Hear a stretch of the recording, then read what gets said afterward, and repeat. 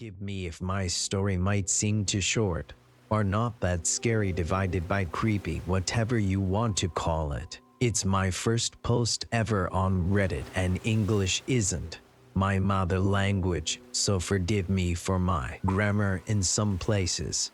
And if I repeat myself too much, you can skip over some things if you want. I wasn't going to tell it at first, but I remembered it while listening to some scary stories on YT. For background, that's necessarily I'm from a country that's low on CR1 MES. Every little accident or D3AT each is on the news, so not a lot is happening here. Despite that, I'm still really alert towards any situation I'm in, just in case, and with these true stories, how to act in case I found myself there. It really helped me. I'm a girl, yes, so that adds a bit to my worry attitude when I'm alone. In any case, I was at the train station in the middle of the day at around 15 after exiting my train. I went home over the weekend, and now I was back in my college city and waiting for my Uber. This happened about 2 months ago, and even before college I've been using Uber divided by Bolt, any type of car transportation, besides taxis, for years, even at strange hours. It was like any other day. I only had a small backpack with me, so when I got in my Uber I greeted the guy, who ignored me as he was in a call and had my backpack on my lap. The drive was about 10 minutes. For people that say I could have walked that path, you're right, but any time I did before the 10-minute drive would be more than half an hour walk. And my college is like on a mountain of sorts. The car or by foot you have to go in circles to the top, but in the middle there's another stop where you can get out and you go up some stairs to the entry of the dorms, where everyone usually stops, 'cause it's more convenient. So I tell him as we go up. He stops the car there. I say my goodbye as I paid with my card already, and I go to open the door, but I hear a click and I can't get out. For the first time I really do think my eyes widen so much I couldn't stop it, as my heart was genuinely beating, and I tried to contain myself from panicking externally. I try again to open the door, actually multiple times, but I do it as I might be just weak. This car might be old and doors might be stuck time to time. It did happen before, and the driver would tell me to really push the door, but not this time. No. This guy doesn't say anything like the whole drive, and even now, he first turns to me not with his face half or in the mirror, but with his whole body, and smiles. The creepiest smile I have ever seen, and he seems like he looks me up and down. Others might think you can tell when someone is looking you up and down, but no, we can tell, and he was doing exactly that. After he analyzed me, then he spoke with me for the first time. Sorry, I had my kids in the car before and the child lock is still on. Let me open the door for you. I just nod. Despite nothing he said made sense, and I'll explain after. He goes around the back to my door and he opens it. I book it to the stairs. No bias, I even said it before. No looking back or waiting for him to close the door, I just walk up. Now this is thankfully all that happened, but I'll explain some things that just don't make sense. Firstly, I clearly heard a click before I even tried to open the door. You don't hear that from nowhere, and 100% not when you tried to open the door. Secondly, I couldn't go to the other door, because on that side cars go up and down the road. Further, you don't turn to the passenger to say that you have a child lock. You just say it immediately. Now, if the child lock was true, despite not having a car or my license yet, pretty sure that you can unlock the lock from the front door like any other normal person with just a button. But no, he had to take more time and come out to open the door. So yeah, that happened. If you could explain if you think that he truly had a child lock on, please do, but for me, it took some unnecessarily steps for me to get out.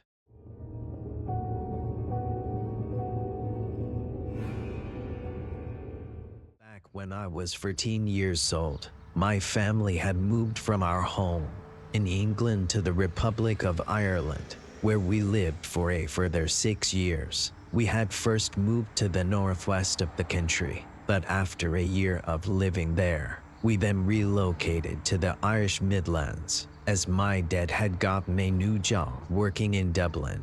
My parents had bought a cottage on the outskirts of a very small village that was a stopping point from one of the larger towns to the next. This village was so small and remote, there was basically nothing to do. But not long after moving here and taking to exploring the surrounding area with my border collie, Maisie, I eventually found a large stretch of bogland containing a man-made forest. Every weekend or half-term away from school, I took to walking this area with my dog, in which I would follow along a railway line used for transporting peat. However, after months of trekking this very same bogland, I eventually stopped going there. I can't quite recall the reason why, but maybe it was because I always felt as though I was trespassing, which I wasn't, or because the bogland was so bumpy and uneven.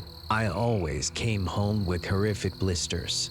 Although I stopped going to this bogland to walk my dog, outside one of the nearby towns where I went to school, there was a public forest. Because this forest was a 20-minute drive away, my dad would take me and Maisie there, drop us off, and then pick us up again 2 or 3 hours later. What I loved about these woods was that it was always quiet, only with the occasional family, dog walker or jogger passing us by. On one particular evening, I had gone back to these woods with Maisie, where my dad would later pick us up after running some errands. Making our way along the trail, the evening had already started to dimmer. Wanting to make my way back to the car park before it got too dark, I decided to take a shortcut through the forest, via one of the many narrow side trails. Following down one of these side trails, me and Maisie stumbled upon a small teepee-shaped hut made from logs. Loving a good game of hide and seek, I would sometimes hide inside this teepee when Maisie wasn't looking, where she would spend the next couple of minutes circling round the hut trying to find me, not realizing she could just go inside. Whether I played this game with Maisie that day, I'm not sure, but following down this exact same side trail, I turned to look behind me, staring down the entryway. I then see a man walking 20 meters behind. Having just taken this side trail, for some unknown reason, I had a strange instant feeling about this man. Even though I had only just noticed him, I can't remember or even describe the way this man was walking, but the way he did so felt suspicious to me. Listening to my instincts, or perhaps just my paranoia, I quickly latched my lead back onto Maisie and hurriedly make my way down the trail. A few minutes later, although I had reached back onto the main trail, the evening had already turned much darker. Again turning to see if the man was behind me, I could still see him around the curve, only 10 meters away from me now. I did try to tell myself I was just being paranoid, and this man was most likely not following me, but my gut instinct still told me something was off. Thinking ahead, I pull out my phone to call my dad, as to make sure he was already in the car park waiting for me, but there was no answer. Because there was no answer, I just assumed he was probably still driving, and because he was still driving, I just hoped my dad was nearly on his way. By the time I make it back to the car park, it was basically pitch black by now, and there was just one single car in the parking area, but it wasn't my dad's. Sitting down by a picnic bench to wait for him to come and get us. All I could do was hope he would be coming soon, and that this strange man from the woods was not following me after all. Only a minute or two later, I could hear the footsteps of this very same man approaching through the darkness. Anxiously anticipating him pass by, I tried to distract myself on my phone, or at least make myself seem less approachable. Thankfully enough, the man just walks completely by me, entering the car park. The man then gets in his vehicle, the only car in the car park, but he doesn't drive away. He just stays there, Saturday inside his car, with both the engine and headlights turned on. 20 minutes must have gone by, but my dad still wasn't here, and yet this very same stranger was trying to call and text my dad to say I was waiting for him. I was met with no answer. While I continued waiting, I tried to rationalize why this man had decided to drive off. Whatever reasons I came up with, they were not very convincing for me, and for those whole 20 or however many more minutes, I Saturday outside those woods in complete darkness, hearing nothing but the hum of this stranger's engine among the silent night air. What made this situation even more anxiety-inducing was that my dog Maisie had been endlessly whining by my feet, scraping dirt away beneath the bench to make a surprisingly deep hole. Maisie was in general a very nervous dog, and basically whined at everything, but perhaps she too felt as though something about this situation wasn't right.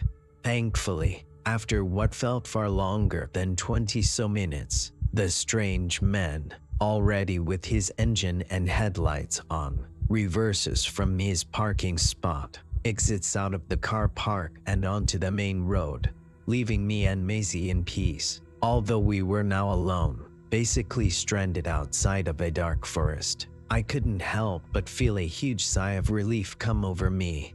My dad did eventually come and get us 10 minutes after the man had finally decided to drive off. Do you want to know what my dad's excuse was as to why he was so late? He forgot he had to pick us up.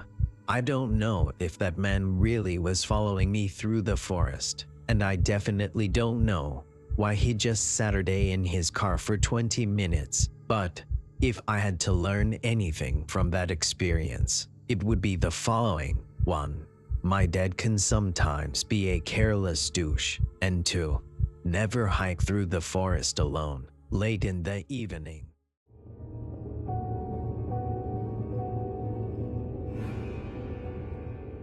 Hey Reddit, this is my first time posting here.